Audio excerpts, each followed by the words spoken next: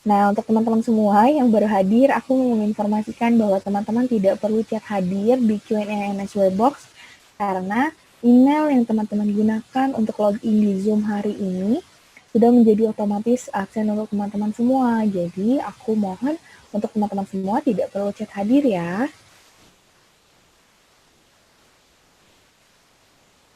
Kita akan mulai webinarnya sekitar 3 menit lagi, biar kita tunggu teman-teman yang lain dulu untuk bergabung.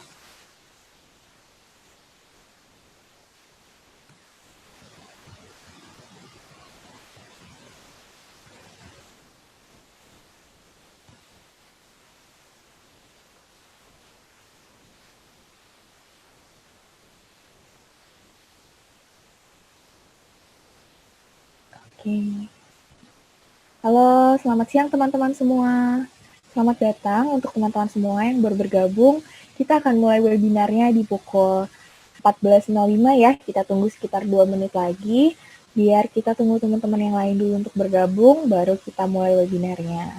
Nah, untuk teman-teman semua yang baru bergabung, aku mau menginformasikan bahwa teman-teman tidak perlu chat hadir ya. Sekali lagi, teman-teman tidak perlu chat hadir di Q&A Answer Box, karena email yang teman-teman gunakan untuk login Zoom hari ini sudah menjadi otomatis menjadi absen untuk teman-teman semua. Oke, kita akan mulai webinar ya, 1 menit lagi ya. Untuk kita tunggu dulu teman-teman semua yang belum hadir, kita tunggu dulu. Terus untuk teman-teman semua yang baru hadir atau yang baru gabung, aku mau mengucapkan selamat datang. Dan untuk teman-teman semua tidak perlu chat hadir ya. Sekali lagi teman-teman semua tidak perlu chat hadir di Q&A Answer Box. Cukup karena absen teman-teman sudah otomatis terdaftar setelah teman-teman login Zoom hari ini. Itu sudah otomatis. Oke, kita akan mulai sekitar 1 menit lagi.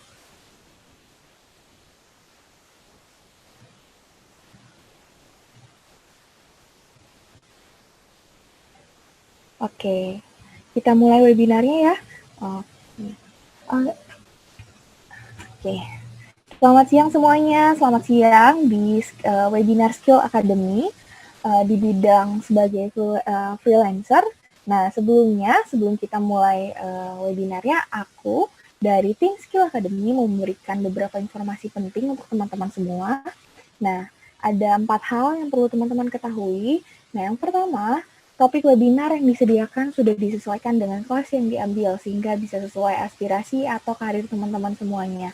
Jangan khawatir jika judul webinar berbeda dengan judul kelas yang telah teman-teman beli atau telah teman-teman ambil. Nah, ini sering menjadi pertanyaan teman-teman dan sering menjadi keresahan teman-teman menganggap kalau kelasnya berbeda dengan judul webinarnya. Teman-teman gak usah khawatir, semuanya telah disesuaikan oleh tim Skill Academy ya. Teman-teman tidak salah masuk Zoom karena semuanya sudah disesuaikan. Nah, yang kedua, teman-teman tidak perlu absensi di sesi ini. Sekali lagi, teman-teman tidak perlu absensi di sesi ini, tidak perlu chat hadir, karena secara otomatis alamat email teman-teman yang dipakai untuk login Zoom akan terdeteksi dan akan menjadi pakai untuk absensi. Nah, yang ketiga, silahkan pakai fitur Q&A, tekan tombol di bagian bawah aplikasi Zoom. Fitur tersebut aku harapkan hanya untuk teman-teman yang ingin bertanya terkait dengan pertanyaan topik atau kelas webinar hari ini, bukan absensi, dan fasilitator sesi ini berhak untuk menghiraukan pertanyaan yang tidak relevan. Nah, yang keempat, teman-teman kita tolong ya kita saling menghormati dan tidak mengekspresikan kata-kata yang kasar, tidak sopan, dan lain-lain.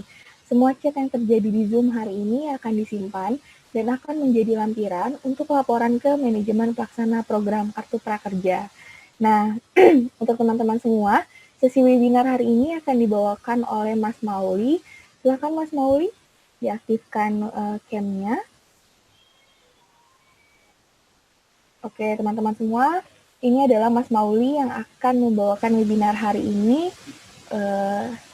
di bidang freelance. Oke, silahkan Mas Mauli. Baik, terima kasih, host. Sama-sama, Mas. Iya, Assalamualaikum warahmatullahi wabarakatuh. Selamat siang semuanya, teman-teman. Apa kabar? Siang ini gimana kabarnya? Semoga selalu sehat semua ya.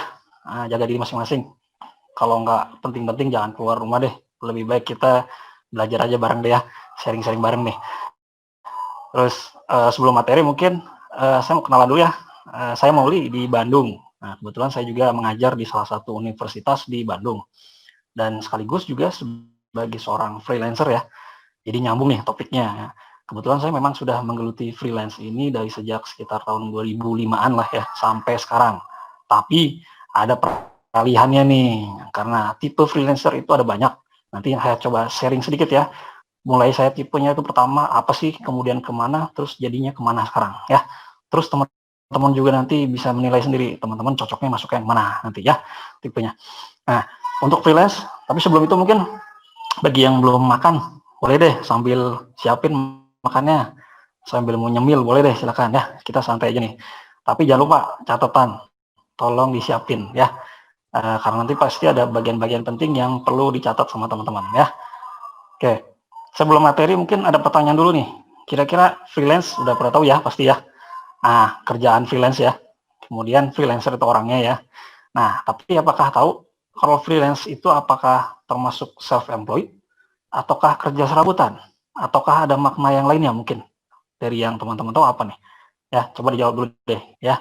Kemudian dari segi waktu dan tempatnya, kira-kira harus di kantor ataukah bebas mau di mana aja? Dan apakah durasi waktunya pun dibatasi seperti kantoran nih misalkan, ataukah bebas?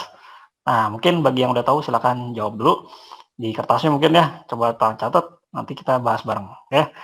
Nah, nanti ada rundown-nya ya, kita rundown dulu nih. Pertama kita masuk ke materi tentang apa sih kita perlu berkarir sebagai seorang freelancer ya. Kemudian yang kedua adalah kemampuan yang perlu dimiliki sama teman-teman nih untuk menjadi seorang freelancer. Ketiga, tipe freelancer yang tadi saya singgung ya.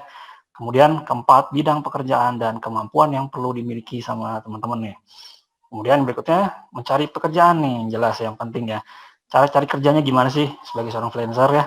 Kemudian diakhiri dengan sesi tanya jawab. Oke, sebelum ke materi mungkin saya perlu tunjukin dulu nih. Ada data dari Badan Pusat Statistik bulan Mei 2019. Itu ternyata ada kenaikan dari tahun 2018 itu sebesar 16%.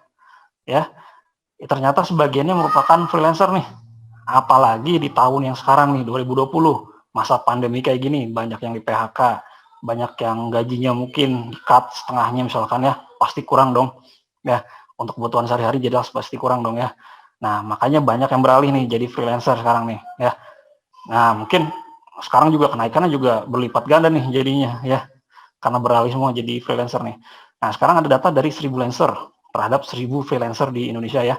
Ternyata paling besar itu diduduki sama usia 18 sampai 25 tahun di 47% ya, hampir setengahnya nih. Itu berarti usia remaja ya, masih SMA nih, masih kuliah, masih ada yang udah kerja juga mungkin ya gitu ya. Dan diikuti sama usia 25 sampai 30 tahun di 23%, 30 sampai 35 itu 16%, dan di atas 35 itu 14%. Biasanya kalau di atas 35 sudah mulai memikirkan gimana harus membangun aset sih untuk bekal nanti di hari tua gitu ya. Nggak mungkin dong sampai tua pengennya kerja aktif terus ya. Jadi gimana caranya biar bisa bangun aset nantinya gitu ya. Nah, tadi dari usia ya, sekarang dari profesi nih. Profesi ternyata diduduki sama pekerja tetap yang pertama itu 44%. Biasanya sih pekerja tetap sudah punya gaji, tapi tetap melakoni sebagai part time. Kenapa? Mungkin karena sudah berkeluarga ya. Biasanya pengeluarannya juga semakin besar nih, karena mungkin sudah punya anak juga gitu ya. Penghasilan juga mungkin kurang kalau dari kantoran saja, jadi makanya merangkap gitu ya, jadi freelancer juga nih gitu. Kemudian ada freelancer purna waktu. Purna waktu di sini maksudnya full time ya. Jadi benar-benar full kerjaannya itu hanya freelance saja, nggak ada kerjaan lainnya gitu ya. Itu sebesar 22%, diikuti sama pelajar di 16% dan lainnya di 18% ya. Nah, yang berikutnya berdasarkan alasan ya. Di sini berdasarkan alasan ternyata nomor 1 karena ingin nambah pendapatan nih. Karena mungkin tadi sudah berkeluarga, terus mungkin pengeluarannya juga cukup besar gitu ya. Kalau hanya sekedar mengandalkan dari gaji kantor, itu rasanya kurang cukup gitu ya. Nah, mungkin untuk biar bisa mencukupi, ya mungkin jadi double jobnya nih gitu ya. Setelah kantor beres, pulang, istirahat sebentar, baru ngerjain part time-nya gitu ya. Biar penghasilan double gitu ya. Kemudian dari alasan kedua adalah dari sisi fleksibelnya. Ternyata kerja freelance itu enaknya nggak harus di kantor gitu ya, bisa kerja di kafe mungkin sambil nongkrong sambil minum kopi misalkan ya, bebas deh sambil kerja gitu, santai gitu ya. Terus durasi waktunya pun bebas, terserah teman-teman mau saya hari ini mau kerjanya cuma sejam 2 jam aja, ya silahkan aja, nggak ada yang ngatur kok gitu. Yang penting kerjanya beres sesuai dengan komitmen di awal berapa hari gitu ya. Nah, sekarang dari segi keuntungan, jadi freelancer itu apa sih enaknya? Pertama, tadi fleksibel, teman-teman bisa kerja di mana aja, nggak harus di kantor, nggak harus di rumah, mau di luar juga aja silakan ya, nggak ada yang ngatur. Durasi jamnya pun silakan teman-teman yang menyesuaikan sendiri ya, mengatur sendiri semuanya ya. Nah, yang berikutnya teman-teman bisa menjadi bos buat diri sendiri nih, jelas ya. Jadi nggak ada yang ngatur selain teman-teman sendiri, semuanya yang ngatur teman-teman, mulai dari waktu, kapan kerjanya, terus gimana kerjanya, terus dari segi keuangan juga semuanya teman-teman yang ngatur sendiri ya. Berikutnya jelas untuk menambah pemasukan ya. Jadi semakin besar atau semakin banyak pekerjaan freelance yang teman-teman dapat, jelas pemasukannya semakin besar juga nih gitu ya. Gitu. Kemudian untuk dari segi waktu nih jelas bisa seimbang ya antara kerjaan, antara buat keluarga sama buat diri sendiri gitu ya, dibanding kantoran. Kantoran sudah terikat waktu jamnya dari Senin sampai Jumat atau Sabtu misalkan ya. Kemudian baru pulang mungkin sore atau bahkan ada yang pulang baru malam. Nah, waktu buat keluarga biasanya paling cuma Sabtu Minggu atau hari libur misalkan ya. Nah, buat sendiri pun kadang suka, wah mepet banget ya waktunya, kurang banget nih. Nah, kalau di sini misalkan sehari mau kerjain sejam 2 jam, sisanya buat waktu buat keluarga sama buat diri sendiri lebih banyak gitu. Itu bisa di sini ya, enaknya nih. Nah, kemudian bekerja bisa sesuai dengan minat teman-teman nih, nggak ada yang maksa harus kerja di bidang apa. Tergantung teman-teman, skillnya, minatnya mau kemana, silahkan fokuskan ke sana ya. Asal fokus pasti berhasil gitu aja ya. Tapi kekurangannya jelas ada dong ya, ada kelebihan pasti ada kekurangan, balance ya. Nah, kekurangannya jelas yang pertama adalah teman-teman kemungkinan besar atau bahkan tidak akan bisa mendapatkan apapun yang biasa didapatkan dari kantor. Misalkan kerja kantoran dapat fasilitas ini itu ya, dikasih ini tuh ya, asuransi, terus misalkan dikasih barang dan sebagainya lah gitu. Di sini kita nggak dapat biasanya ya. Jadi kita semua yang ngusahain sendiri ya. Itu. Kemudian kedua, kerjaan nggak tentu. Kadang ada, kadang enggak. Hari ini ada, belum tentu besok ada loh. Belum tentu besoknya lagi ada loh gitu ya. Tergantung dari jaringan teman-teman dan promosi teman-teman tentunya ya. Berikutnya adalah terkadang freelancer itu harus mengisolasikan dirinya sendiri. Jadi kalau waktu deadline sudah mepet, apalagi mau nggak mau harus fokus dulu beresin kerjaannya tanpa ada gangguan dari pihak manapun gitu ya, termasuk keluarga ya. Jadi harus menyendiri dulu nih ya, sesaat ya, biar kerjaan cepat beres.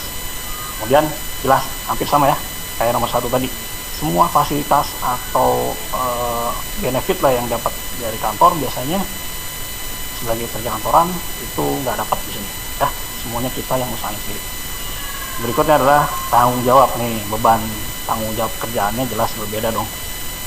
Setiap klien pasti membebankan pekerjaan yang berbeda dengan tanggung jawab yang berbeda gitu ya, tergantung kliennya. Sekali lagi ya, biasanya semakin besar klien yang kita hadapi, tanggung jawabnya semakin besar, tapi berbanding dengan penghasilannya biasanya, sebanding ya maksudnya, jadi berbanding lurus lah gitu. Jadi semakin berat biasanya penghasilannya makin besar gitu ya. Nah, itu plus minusnya. Kira-kira teman-teman gimana? Sudah ada ya kira mungkin keputusan apakah mau terjun jadi freelancer ya?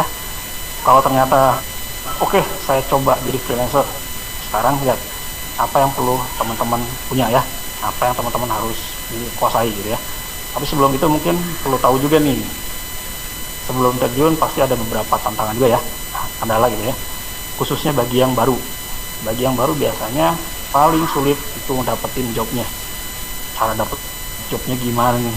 Skill udah ada misalkan, portofolio udah disiapin, tapi kerjaan nggak dapet nih misalkan ya. Nah, yang kedua, cara komunikasi dengan klien ya, itu penting juga nih. 3, cara promosi diri biar mau sama kita orang itu gitu ya, mau order ke kita gitu ya. Kemudian cara ngatur waktunya. antara kerjaan kapan, keluarga, dan diri sendiri. Itu harus di-manage dengan baik ya sehari-harinya. Kelima, cara ngatur keuangannya. Biasanya kalau yang baru terima duit gede nih, baru pertama kali terima duit gede, apalagi ya, biasanya suka kaget. Tiba-tiba jepret, dapat duitnya misalkan 10 juta langsung misalkan.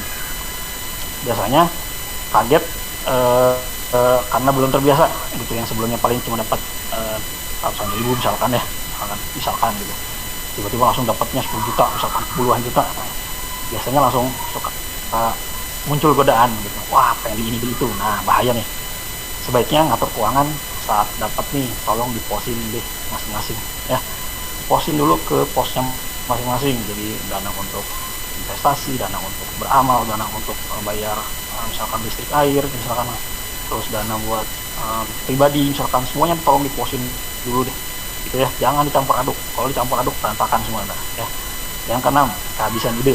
Jelas ini pasti dialami sama yang junior maupun yang senior, semuanya pasti pernah ngalamin ini. Jadi kalau sudah stuck atau mentok ide gitu ya, biasanya sudah mulai stres kita, otaknya udah lelah berarti. Nah coba refreshing dulu deh gitu ya, refreshing sebentar deh, itu istirahat sebentar sambil lihat referensi karya orang lain. Misalkan di desain nih, sambil istirahat coba lihat referensi karya orang lain deh.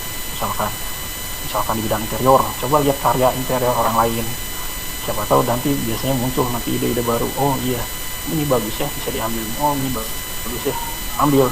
Tapi jangan 100% diambil, tolong dirubah dikit, jangan 100% kopas gitu ya, copy paste gitu nggak boleh, nanti dianggap plagiat ya, atau mencuri ini hak orang lain misalnya, bisa diklaim dah takutnya gitu ya. Jadi ada rumusnya, ATM, amati, tiru, modifikasi gitu rumusnya ya. Nah sekarang kemampuannya yang perlu dimiliki apa sih? Yang pertama jelas teman-teman harus punya jaringan yang luas. Ya, kalau gaulnya cuman atau kenalnya sama lu lagi di situ itu lagi nggak berkembang, mau dapat jobnya gimana gitu ya. Nah untuk jaringan ini penting, jadi semakin luas jaringan atau kenalan teman-teman, chance untuk dapat jobnya semakin besar ya. Jadi mohon luas jaringannya sesering mungkin gitu ya. Kemudian self branding, untuk meningkatkan value teman-teman nih, nilai teman-teman, harga teman-teman itu gimana caranya ya. Kemudian cara komunikasi yang baik dan benar ke klien itu gimana sih agar terjalin komunikasi yang intens gitu ya.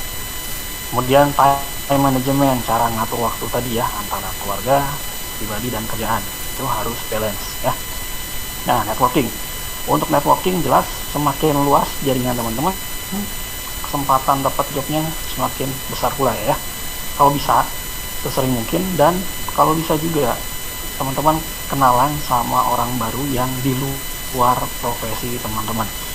Jangan cuma sekedar membatasi lingkungannya, cuma mau kenal misalkan teman-teman desain nih, skillnya di desain, terus minatnya di desain ya misalkan, cari temennya yang berhubungan sama desain semua. Gak salah sih sebenarnya, cuman alangkah baiknya coba kenalan juga sama orang yang mungkin di luar dari desain. Kenapa? Karena kita nggak tahu ke depannya kita bakal butuh dia, kemungkinan besar. Karena biasanya setiap ada job itu ada beberapa poin yang ternyata kita butuh skill orang lain biasanya ya. Jadi nggak pure 100% skill yang kita kuasai semua. Jadi kalau seandainya kita punya kenalan yang kita butuhkan skillnya, alangkah enaknya dong gitu kan. Jadi bisa kolaborasi nantinya, win-win solution nantinya ya. Jadi mohon diperluas lagi nih jaringannya. Kemudian caranya biar saat orang tersebut butuh, yang pertama kali dipikirkannya itu kita, bukan orang lain. Gimana sih caranya? Kuncinya satu, komunikasi ya. Setelah kenalan, mohon di follow up, dideketin ya, dan ngobrolnya secara intens ya, jadinya nanti lama-lama gitu ya. Jadi terus kontak, bukan berarti sehari jadi kontaknya 3 kali sehari ya, bukan kayak minum obat gitu, bukan. Maksudnya dalam seminggu mungkin tetap kontak berapa kali gitu ya, seminggu misalkan 2 atau 3 kali gitu ya, nggak usah tiap hari juga. Yang penting terus ada kontak, say hello, apa kabar, sebagainya gitu ya. Kalau dirasa sudah deket, intens obrolannya, TikToknya enak gitu ya, udah ada bercanda dan sebagainya, biasanya nanti saat dia butuh, yang pertama kali muncul di pikiran dia ya teman-teman, bukan orang lain, karena merasa nyaman dengan teman-teman gitu. Kuncinya di komunikasi ya. Kemudian berikutnya, nah banyak yang masih baru itu biasanya pengen cari jobnya gimana sih? Biasanya langsung ke yang jauh biasanya. Kalau secara offline ya, langsung ketemu misalkan ya, langsung promosi ke si A misalkan. Masalahnya banyak yang tiba-tiba langsung, saya langsung mau keluar kota, mau promosi ke si ini, si itu. Nggak salah sih sebenarnya kayak gitu, cuman kalau belum apa-apa langsung ke yang jauh, resikonya satu jelas, energi banyak yang kebuang, waktu banyak yang kebuang, pikiran juga, materi juga apalagi ya. Jadi saran saya mulai dulu aja dari yang paling dekat sama teman-teman, misalkan dari keluarga nih, dari pihak ibu atau bapak, pasti dong di belakangnya banyak dong saudara-saudara, nggak mungkin seorang dua orang. Nah, coba telusuri lagi satu-satu, kira-kira yang potensial ditawarin siapa aja. Coba bikin daftar list nama, misalkan ya. Atau pas lagi ada acara keluarga, kumpul nih, udah ngobrol aja bebas deh, dijelasin kelebihan teman-teman dibanding yang lain, gitu ya. Keluarga lebih enak ya, itu. Kemudian setelah keluarga mungkin coba ke teman juga pasti ada dong dari TK, SD, SMP, SMA, kuliah, sampai kerja pun pasti ada dong ya. Dari satu orang pasti di belakangnya ada orang lagi dong. Kalau digali pasti muncul lagi nih kenalan-kenalannya. Nah, itu peluang juga tuh. Ya. Jadi mulai dulu dari yang dekat deh, gitu ya. Jelasin kelebihan teman-teman secara detail ya. Sekali lagi, setelah diskusi masalah itu ya, coba minta rekomendasi dari dia ke kenalan dia misalkan, dari teman nih misalkan ya, tolong kenalin ke si A dong misalkan, teman lo nih, dia kan punya usaha konveksi misalkan ya, kenalin dong, nanti barangkali ya butuh jasa desain saya nih, nanti kalau deal kita bagi-bagi deh fee-nya gitu ya, lebih enak itu ya. Jadi memang terkadang sesekali kita butuh bantuan pihak ketiga buat dapat job ya, jadi nggak bisa sendirian terus gitu ya, jadi kayak Superman gitu ya, sendirian terus semua kemana-mana. Nah, itu biasanya memang kita agak kesulitan terkadang ya, terkadang memang kita butuh bantuan pihak ketiga. Sekali lagi ya, nggak masalah asalkan ada win-win solution di situnya ya, jadi sama-sama menguntungkan. Oke.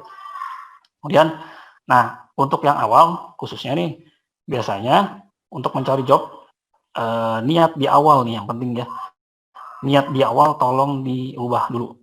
Niat di awal sebisa mungkin jangan karena nominalnya dulu ya, saran saya. Jadi jangan karena wah dapat duitnya gede nih, karena duitnya. Jangan karena duitnya dulu. Kenapa? Biasanya saat mau deal, kendala nih suka muncul, tiba-tiba nggak jadi aja, cancel aja, atau pending misalkan. Pokoknya ada kendala aja, nggak jadi. Terus kalaupun jadi, biasanya suka ada kendala dari sisi apapun lah, dari teknis dan sebagainya. Pokoknya kerjaannya nggak lancar ya. Dan kalaupun sampai beres, biasanya hasil uang yang teman-teman terima itu biasanya toto habis nggak jelas aja. Nggak tahu, aneh ya, pokoknya nggak kerasa ya, atau habis ya. Nah itu. Nah, alangkah baiknya tolong dirubah dulu niatnya nih di awal ya. Paling bagus coba niatin buat bantu dulu deh orang lain gitu ya. Tapi sekaligus teman-teman niat buat belajar dan nambah pengalaman dan portofolio nih ya. Niatnya tolong dirubah dulu di awal. Kenapa? Biasanya nih kalau dari pengalaman juga, kalau niatnya buat bantu nih, apalagi dia kesulitan mau bayar kita misalkan, wah bayarnya nggak bisa full misalkan ya, seadanya gitu, oh ya nggak masalah, bantu aja dulu. Nah biasanya kalau kayak gitu, kalau pengalaman nih, tiba-tiba setelah kita bantu seperti itu, sewaktu-waktu entah kenapa tiba-tiba ada yang datang aja ke kita tanpa kita tahu atau kenal orang itu. Biasanya tahu-tahu dia taunya oh dari si yang pernah kita kenal, yang kita bantu gitu kemarin. Jadi dia ngomong ke orang lain, promosi tentang kita malahan gitu. Ada yang pernah kayak gitu, jujur, beberapa kali kayak gitu, sering. Jadi alangkah baiknya tolong dirubah dulu tadi ya niatnya, karena bisa jadi ya malahan yang kita bantu itu nolong kita nantinya gitu ya. Itu mungkin niatnya. Kemudian sebisa mungkin teman-teman ikut banyak komunitas, jangan cuma sendirian aja gitu ya. Ikut komunitas biar kenal sama mungkin desainer ya, misalkan desainer yang lain lah gitu ya. Jadi biar makin banyak kenalannya. Dan jangan lupa cantumin portofolio teman-teman di dalam komunitas itu gitu ya. Nah tujuannya apa? Karena banyak pencari talent ya yang masuk ke komunitas tersebut untuk mencari orang yang kira-kira cocok buat dia. Jadi saya butuh orang yang bisa ngerjain yang job yang saya punya misalkan ya. saya cari orangnya dari mana, dilihatnya dari portofolio biasanya. Kalau ada kontak personnya dan tertarik, biasanya langsung kontak. Saya pun demikian sering. Jadi tiba-tiba ada yang kontak aja by phone. Ini siapa nomor baru? Oke, pas diangkat, oh ternyata lihat dari website saya, portofolio dan sebagainya gitu ya. Jadi sering kayak gitu. Jadi mohon sebisa mungkin, sesering mungkin, dan sebanyak mungkin cantumin portofolio yang bagus ya. Portofolio yang terbagus menurut teman-teman. Kemudian sering juga banyakin ikut kayak acara-acara seminar nih misalkan ya, perkumpulan yang ngundang banyak orang nih gitu. Jadi semua pada kumpul di situ, kalau bisa ikutin. Kalau pertemuannya itu berdasarkan pertemuan offline, berarti tatap muka langsung nih, ketemu orang langsung, ngobrol langsung gitu ya. Jangan lupa bawa senjata yang paling utama apa? Bukan handphone, bukan alat tulis ya, tapi kartu nama. Kenapa? Kartu nama mungkin bagi sebagian orang ini dianggapnya sepele ya. Ah, kartu nama doang, pakai handphone aja bisa, pakai catat, pakai alat tulis juga bisa. Emang bisa, cuman kesannya itu loh. Kesan yang didapat tuh beda. Biasanya kalau kita menyiapkan kartu nama yang profesional ya, kartu nama yang bagus gitu ya, kesan yang diterima sama klien itu kita dianggapnya profesional. Bukan yang ecek-ecek gitu ya, bukan yang biasa gitu ya. Profesional dianggapnya, dan caranya pun ada ya. Jadi bikin kartu nama sebaiknya jangan yang kayak di print sendiri gitu ya, di kertas A4 tipis, kena air luntur, robek lagi, wah gampang robek misalkan, waduh bahaya nanti, akan bertahan lama dong gitu ya. Sebaiknya bikin kartu nama yang simple aja, desainnya elegan, tapi yang menggunakan kertas khusus kartu nama gitu ya. Kalau bisa dikasih laminasi biar kuat tahan air gitu ya, nggak gampang robek gitu. Jadi lebih awet gitu. Nah, kartu nama pun cara penyerahannya ada caranya ya. Jadi nggak sembarangan nih. Banyak orang yang nyerahin kartu nama hanya dengan satu tangan ya.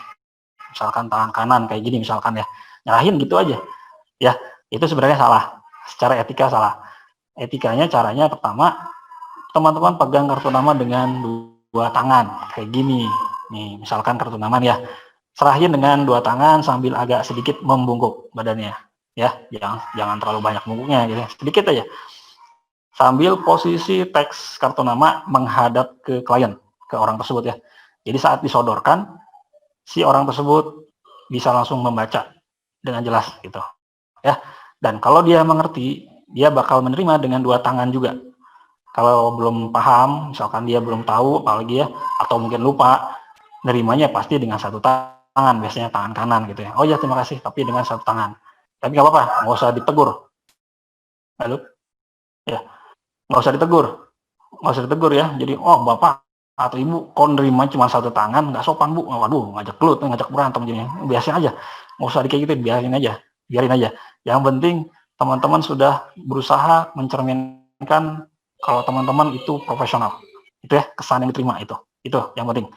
Itu ya, jangan lupa. Kemudian saat ketemuan ngobrol nih, kalau bisa buat si klien itu atau orang itu menjadi yang topik utama gitu ya. Jadi jangan ngebahasnya saya terus, saya.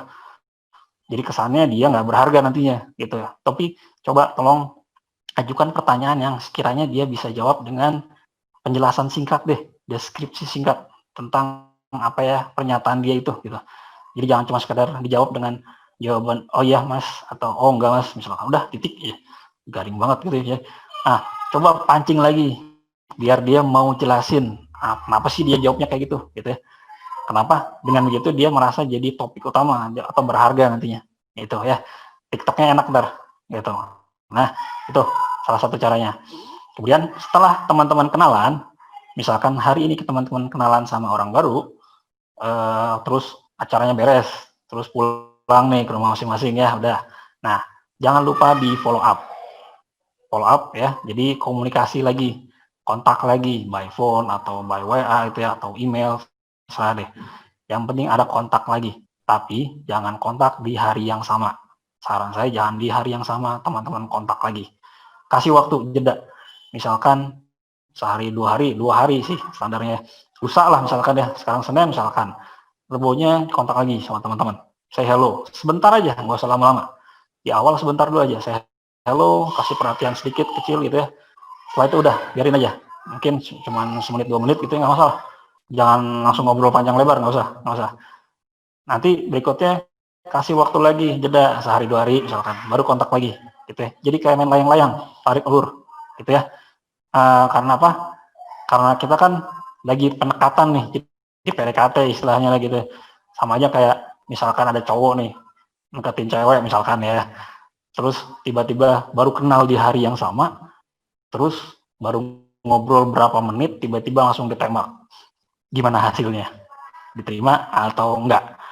Kemungkinan besar pasti ditolak, jelas. Nah, kenapa? Karena belum kenal. Oh, siapa lu? Tiba-tiba main tembak aja, gitu kan. Nah, sama kayak gini juga, klien juga sama gitu. Belum kenal sama kita, tapi tiba-tiba kita promosi misalkan di awal, bukannya menarik, bukannya tertarik gitu ya dianya, malahan pasang defense nantinya gitu. Jadi menjauh malahan. Nomor teman-teman malahan bisa jadi di blok malahan gitu ya. Jadi mohon kasih jarak, tarik ulur gitu. Nah, sekarang self branding, cara meningkatkan value teman-teman nih gimana ya biar bagus gitu ya. Nah, untuk freelancer itu ada yang freelancer maju ya atas nama pribadinya sendiri. Jadi kemana-mana sendiri nih cari jobnya. Berarti dia masih freelance yang independen ya. Jadi nyari jobnya itu mengatasnamakan namanya sendiri, belum punya tim di belakangnya. Nah, untuk brandnya sendiri adalah namanya sendiri berarti ya, kepribadiannya sendiri. Karena brand yang sebenarnya itu bukan logo, bukan nama perusahaannya apa, bukan. Brand yang sebenarnya itu adalah kepribadian teman-teman, karakter teman-teman, sifat baik buruknya teman-teman itu brand teman-teman. Jadi makanya bangun brand di awal sekuat mungkin, sebagus mungkin, biar orang tahu plus minus kita gitu ya. Semakin plus, semakin bagus brand kita. Untuk cari job itu nggak perlu repot, datang sendiri ntar gitu ya. Makanya di awal memang rata-rata berjuangnya untuk brandnya dulu ini gitu, banyak promosi dan sebagainya. Jadi untuk perkenalan gitu ya. Setelah brand jadi gampang ke depannya ntar gitu ya. Ya ini untuk yang masih sendiri ya, jadi atas namanya diri sendiri gitu. Kemudian sebelum cari job, jelas teman-teman perlu survei pasar dulu nih ya, kira-kira teman-teman skillnya di desain misalkan ya. Kemudian cari orang yang butuh sih, siapa sih yang berhubungan dengan desain gitu, yang suka sama desain misalkan, yang butuh dari desain, sisi desain ya. Terus apa sih yang mereka butuhkan gitu dari sisi desain. Kemudian kualitasnya mau seperti apa sih mereka gitu. Biar tahu ini harus gimana. Mau nggak mau kan harus kenal dulu sama orangnya, kemudian ada komunikasi intens gitu ya. Terus setelah tahu nih, kemudian baru kita promosikan, gitulah intinya. Nah, misalkan si A, kita kenalan sama orang baru, si A ternyata dia punya usaha kuliner misalkan ya, apapun usahanya lah, misalkan kuliner ya. Misalkan kuliner, dan dari sisi desain kuliner, apa sih yang nyambung dari sisi desain ya. Misalkan dia pasti butuh namanya logo, butuh dong pasti namanya buat spanduk, buat banner, kartu nama, menu, bahkan sampai website sekalipun ya, pasti butuh dong ya. Nah, khususnya website ya, sekarang untuk promosi lebih jangkauannya lebih luas nih. Jadi bisa digarap nih sama teman-teman dari bidang-bidang itu gitu. Jadi nyambung ya dari sisi desain juga gitu. Nah, terus dari kualitasnya mau seperti apa? Berarti kan harus kita tanyakan secara detail ya. Dan teman-teman jangan lupa bawa portofolio teman-teman. Tunjukin portofolio teman-teman yang terbaik ya. Jadi jangan cuma sekedar lisan, tapi harus ada buktinya, kualitasnya ya, yang bisa ditunjukkan ke klien gitu. Nah, tadi masih sendiri ya, independen ya si freelance-nya. Sekarang freelance ada juga yang sudah punya tim. Jadi di belakangnya sudah ada tim nih, minimal 1 orang deh, minimal gitu ya. Jumlahnya ya relatif ya, tergantung kebutuhan. Nah, ada kalau freelance yang sudah punya tim seperti ini, biasanya mereka sudah membuat badan hukum ya biasanya. Jadi antara CV atau PT biasanya. Nah, kalau cakupannya jelas lebih luas PT ya dibanding CV. Nah, jadi kemana-mana dia cari job itu mengatasnamakan badan hukumnya, bukan lagi atas nama pribadinya ya. Jadi atas nama badan hukumnya, karena di situ mewakili semua tim yang ada di belakangnya gitu ya. Itu mungkin. Nah, saran saya juga kalau seandainya teman-teman sedang merintis usaha, sebaiknya jangan sendirian, tapi harus bangun tim. Kenapa? Dengan tim, usaha kita bisa jadi besar dengan mudah dan cepat gitu ya, dibandingkan kalau sendiri. Itu. Jadi mau nggak mau tetap harus punya tim. Minimal berdua lah di awal. Berjalan berdua di awal minimal ya. Itu. Nanti seiringnya waktu pasti berkembang dong. Jelas butuh banyak tim. Dengan seiringnya banyak job yang masuk pasti butuh banyak lebih timnya ya. Gitu. Untuk pembagian jobnya. Nah, kemudian masuk ke portofolio. Portofolio ini sebenarnya adalah cerminan dari skill teman-teman ya, jelas. Dan jam terbang teman-teman sudah setinggi apa, sejauh mana gitu ya. Semuanya tercermin di portofolio misalnya. Nah, di portofolio pun jangan cuma sekedar portofolio gambar misalkan ya, gambar tok, polos, nggak ada keterangan apapun. Klien juga bingung dong, ntar ini gambar siapa, kontak personnya nggak ada, dan sebagainya. Nah, sebaiknya di portofolio pun tolong cantumkan detail informasi tentang teman-teman. Dari nama pembuatnya, teman-teman nih, kemudian kontak personnya, terus skill teman-teman itu bisa ngerjain apa aja sih, itu ya, kemampuannya apa aja sih, saya bisa software apa aja, jelasin semua aja di situ. Kemudian informasi background teman-teman nih, identitas teman-teman ya, jadi saya lulusan mana, kemudian pengalamannya apa aja, semuanya tolong dijabarkan aja sedetail mungkin gitu ya.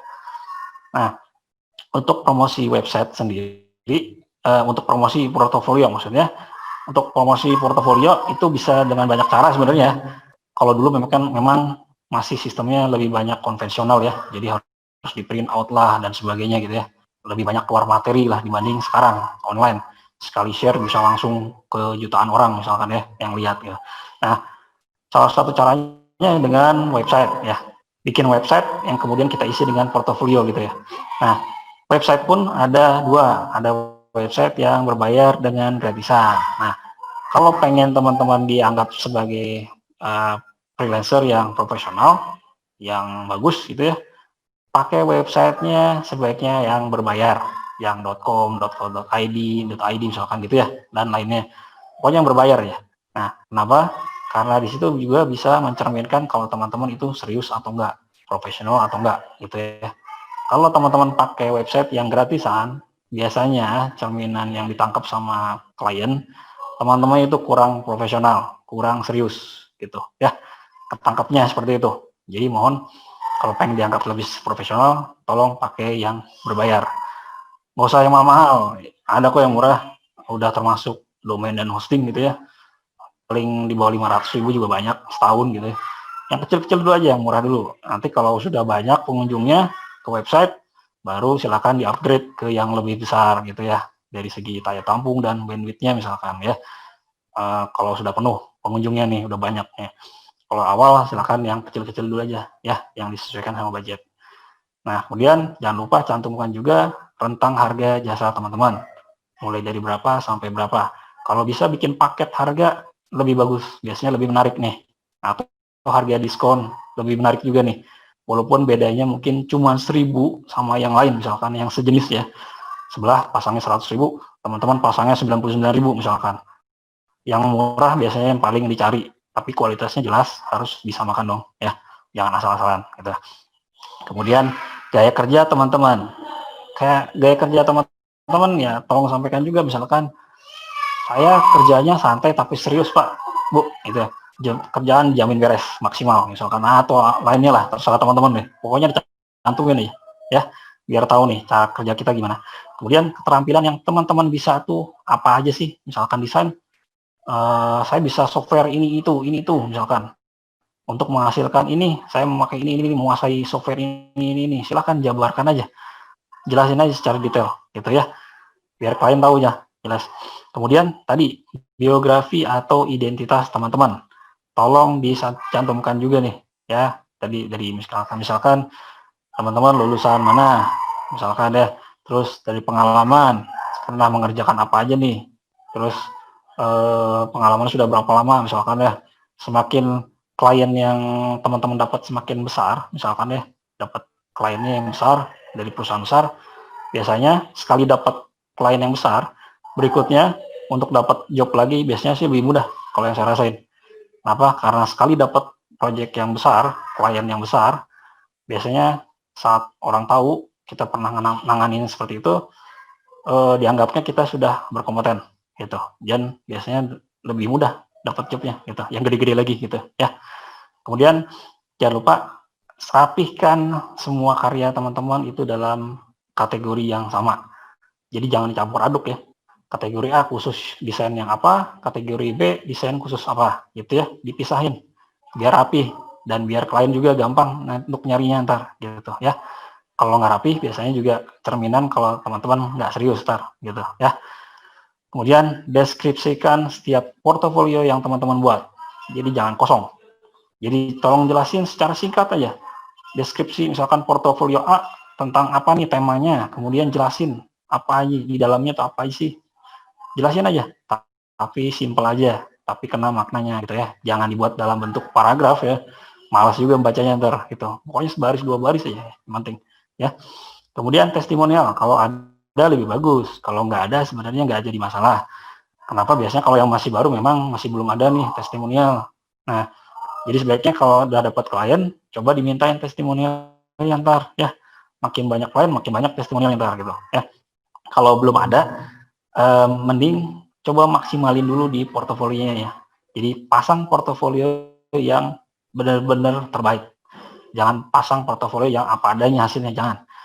Yang menurut teman-teman terbaik, cantumin di situ, di website ya. Kalau ada testimonial lebih bagus, biasanya lebih ngaruh ya, dapat jobnya ntar. Kemudian jadwal teman-teman jelas perlu dicantumkan. Jadi kapan teman-teman sanggup atau bisa menerima job itu hari apa aja, misalkan Senin sampai Jumat.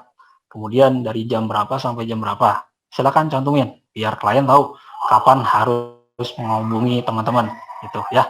Kemudian yang terakhir dan yang terpenting, teman-teman harus terus update dan online nih tiap hari. Jangan sekarang online lagi minggu depan. Keburu ada yang ngasih pesan, misalkan nitip pesan, ngirim pesan ke email misalkan, atau ke websitenya langsung. Jadi nggak langsung kontak. Gitu. Ada yang kontak langsung, ada yang cuma ngirim pesannya via email. Nah, kalau kita yang nggak update, nggak online tiap hari, misalkan ya, kita kelewat, misalkan kemarin ada yang nitip pesan, ada yang ngirim pesan gitu ya, mau order. Tapi karena kita telat buka, keburu dia ngambil ke yang lain. Gitu ya. Jadi mohon tolong tiap hari dicek, update terus ya maksudnya. Jadi walaupun mungkin sehari cuma sejam 2 jam, nggak masalah. Yang penting tiap hari terus online. Update informasi di website teman-teman. Gitu ya. Berikutnya, nah sekarang komunikasi. Nah tadi kalau di awal kita kenalan sama orang baru ya. Kemudian follow up. Terus obrolan mulai terjalin nih intens gitu ya. Setelah intens baru teman-teman promosi misalkan ya. Nah setelah promosi baru kita masuk ke tahap pengerjaan, masalah kerja nih gitu ya. Nah dalam masalah pekerjaan jelas teman-teman harus menjelaskan secara detail ya kerjanya, cara kerjanya seperti apa gitu ya. Kemudian dari segi hasilnya seperti apa, portofolio teman-teman bermain di situ ya. Jadi sebelum ngambil job, tolong siapin dulu portofolio teman-teman sebanyak mungkin yang bagus-bagusnya ya. Kemudian tentukan target di awal ya, harus di awal targetnya nih. Jadi kalau janjinya teman-teman bisa beresin dalam waktu 3 hari misalkan, ya udah berarti harus 3 hari. Jangan molor. Kalau molor karena ada sebagian klien yang biasanya menetapkan penalti per hari biasanya ya. Kadang-kadang bukannya kita dapat duit malahan harus bayar gitu. Ada yang seperti itu. Jadi hati-hati ya. Kalau bisa kurang dari 3 hari malahan ya dari target, justru malah lebih bagus. Nilai plus buat teman-teman malahan nantinya gitu ya. Itu. Nah, setelah dapat jobnya nih, kira-kira ya udah mulai mau dikerjain gitu ya. Nah, sekarang coba teman-teman jadi pendengar yang baik ya buat klien teman-teman nih. Keluh kesahnya, semua keinginannya tolong ditampung, didengerin maksudnya ya. Jangan dicuekin. Nah, kalau ada klien yang misalkan pengennya ini itu gitu ya, tapi menurut kita dari sisi yang kita tahu gitu ya, misalkan desain gitu ya, dari sisi desain, wah ternyata kurang cocok nih. Nah, teman-teman wajib kasih saran. Jangan diem aja ya. Jangan cuma iya iya Bu, iya iya Pak, udah ya. Jangan. Kasih saran. Itu wajib. Jadi masalah dia mau dengerin atau nerima saran kita enggak atau iyanya ya terserah dia, balik lagi. Yang penting kita sudah kasih saran, wajib. Itu ya. Jadi kewajiban kita udah kita laksanain gitu ya. Kemudian jangan lupa perjelas segala sesuatunya mengenai pekerjaan itu dari awal. Jangan sampai di tengah-tengah teman-teman masih merasa kebingungan. Kalau di tengah-tengah masih ada yang bingung, terus tiba-tiba teman-teman coba tanya lagi, biasanya teman-teman nanti dicapnya kurang profesional, gitu ya. Wah, jam terbangnya kurang nih, kelihatan dari situ. Biasanya kayak gitu, ya. Jadi mohon diperjelas di awal. Ketiga, komunikasikan gaya kerja. Jelas cara kerja teman-teman, tolong jelasin. Itu penting ya, biar mereka tahu, kalau teman-teman tahu cara kerjanya gimana sih, gitu ya. Kemudian batasan pekerjaan teman-teman. Jadi semaksimal apa sih yang teman-teman bisa hasilkan? Portofolio main di sini ya. Jadi sekali lagi tolong bawa portofolionya nih. Kemudian target jelas, tentuin di awal, harus di awal ya. Janjinya berapa lama, harus penuhi janjinya ya, jangan molor. Kalau bisa kurang dari target justru lebih bagus malahan. Gitu ya. Repeat ordernya juga biasanya lebih cepat nantinya. Lebih mudah gitu ya. Nah, kemudian dari harga, harus deal di awal ya. Nah, ada harga yang memang sudah ditentukan sama klien, baik yang masih bisa dinego maupun yang sudah net gitu ya. Tapi kadang juga kita yang bisa menentukan harganya gitu ya. Bisa net, bisa nego juga nih gitu ya. Kalau masih nego ya tergantung dari kualitas yang akan dihasilkan gitu ya. Berapanya, cari jalan tengahnya gitu ya. Diskusi ini bareng, enaknya di berapa nih. Nah, harus deal di awal. Dan jangan lupa bikin perjanjian. Jangan cuma sekedar lisan. Jangan mentang-mentang dia teman kita misalkan atau saudara kita cuma sekedar lisan aja. Jangan. Kenapa? Takutnya posisi teman-teman jadi nggak kuat, Tar. Kalau ada apa-apa di tengah-tengah, teman-teman posisinya nggak kuat, Tar. Kalau cuma sekedar lisan gitu ya. Mohon tercantum di hitam di atas putih, tertulis dengan materai kalau bisa ya. Kemudian setelah bekerja nih, jelas coba hasilkan yang terbaik buat klien gitu ya. Jadi misalkan janjinya menghasilkan kualitasnya seperti A, misalkan ya bagus banget misalkan ya berarti harus mirip kualitas A tadi yang tunjukkan ya. Jangan sampai ada miss gitu ya. Kalau bisa apa yang sudah teman-teman janjikan itu yang teman-teman kasih gitu ya. Kenapa? Kuncinya sebenarnya untuk repeat order adalah klien kita atau pelanggan kita, customer kita itu merasa puas dengan hasil yang didapat dengan kerjaan kita. Jelas biasanya berikutnya untuk repeat ordernya itu biasanya lebih mudah. Baik dari dia langsung repeat order lagi, misalkan ya order lagi nih ke kita karena merasa puas dan cocok sama kita. Atau mungkin bisa jadi dia ngomong ke yang lain, ke lingkungan dia, baik teman dia maupun keluarga dia atau saudara dia misalkan ya. Dia ngomong lagi, promosiin teman-teman maksudnya jadinya gitu. Jadi kadang memang dia yang datang lagi atau bahkan orang lain yang datang tapi atas rekomendasi dia gitu ya, bisa jadi seperti itu gitu. Kemudian yang jelas teman-teman jangan pernah menjanjikan sesuatu yang teman-teman belum sanggup penuhi ya gitu. Kalau janjinya 3 hari berarti harus 3 hari ya, jangan sampai aduh kayaknya jadi 4 hari nih Pak atau Bu. Oh jangan kayak gitu, kesannya nggak profesional untuk teman-teman gitu ya. Value-nya nih yang dipertaruhkan value teman-teman soalnya gitu ya. Nah, setelah beres jobnya nih, jangan lupa ekspresi terima kasih dong gitu ya. Terima kasih Pak atau Bu sudah mempercayakan pekerjaannya ke saya atau ke kami. Mudah-mudahan kedepannya bisa lebih baik lagi, kita menjalin silaturahmi dan sebagainya. Bla bla bla, silakan lah jelasin macam-macam deh. Nah, dengan begitu biasanya klien kita merasa lebih respect ke kita nantinya gitu ya. Dan jangan lupa setelah kerjaan beres tetap kontak.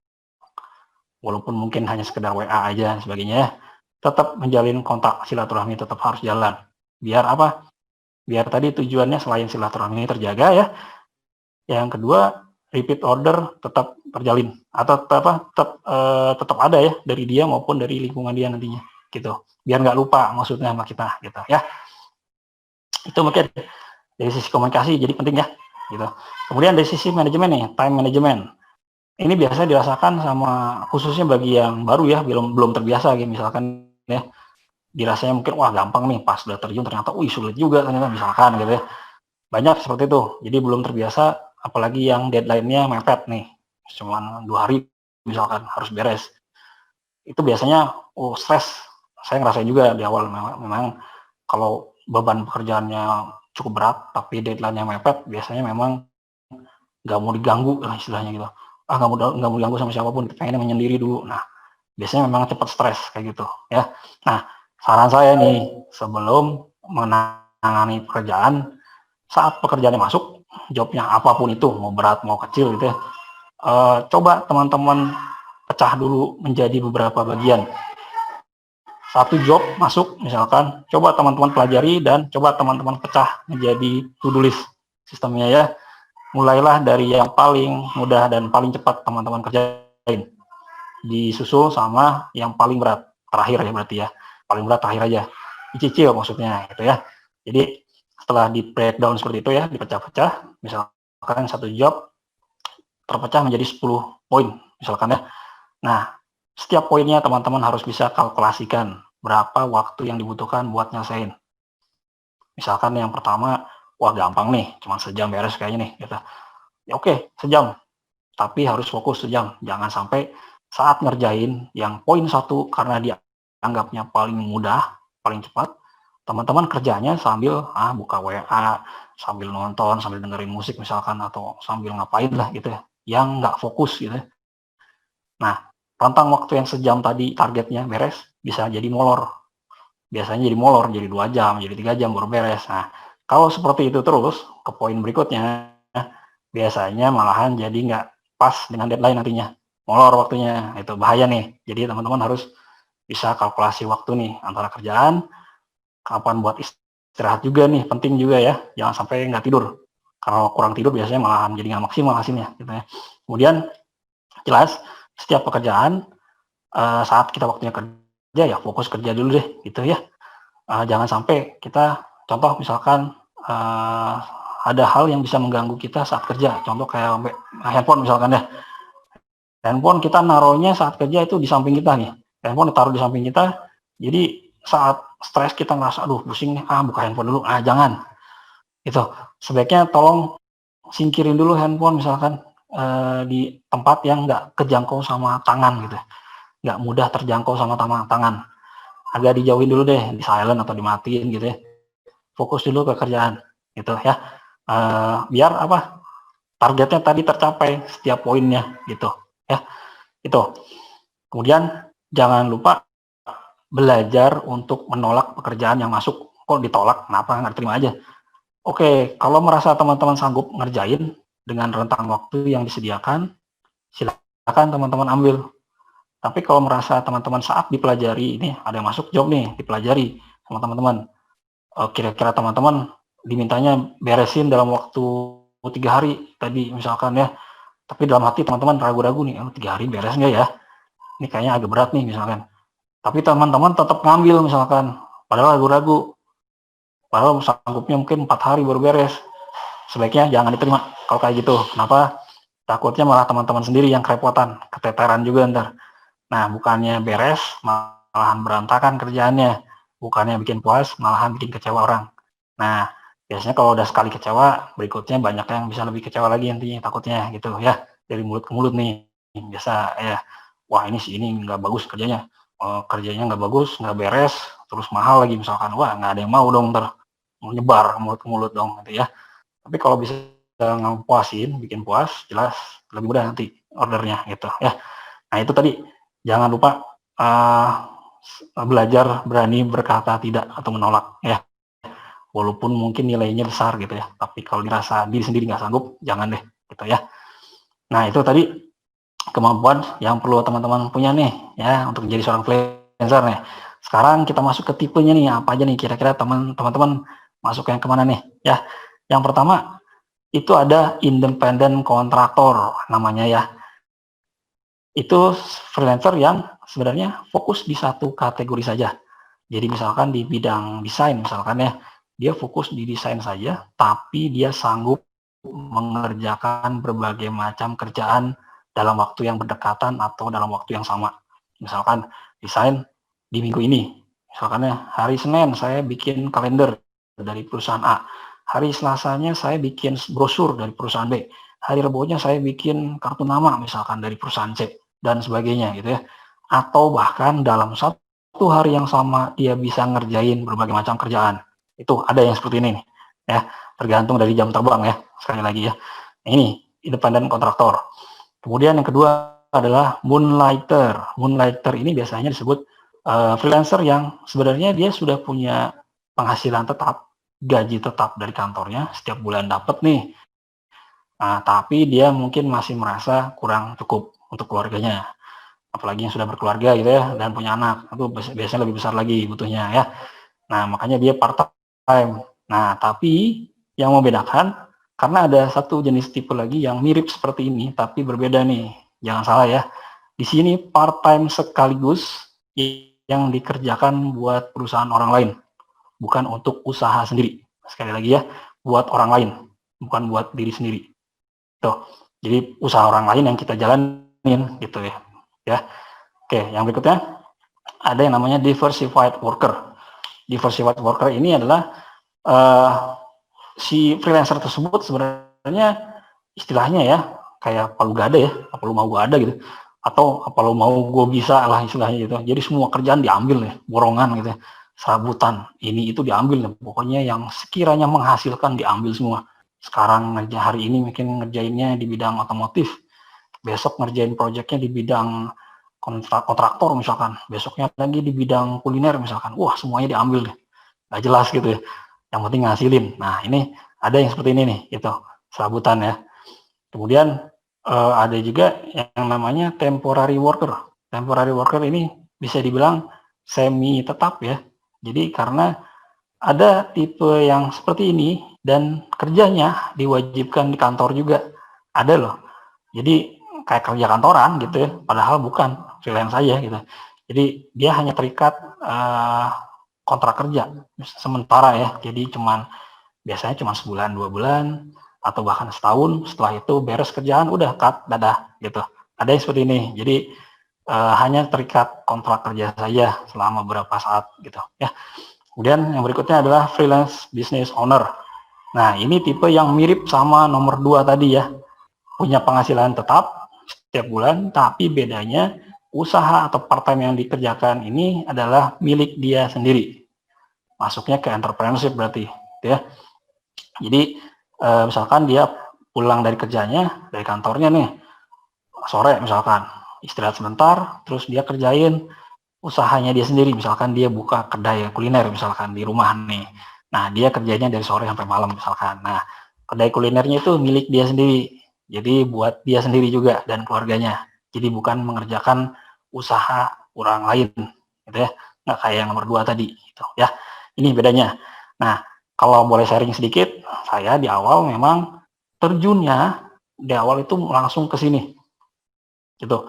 Kenapa ke sini? Karena masih penasaran tuh ya, pengen tahu banyak hal gitu. Pas nyemplung memang ternyata ada plus minusnya juga nih gitu.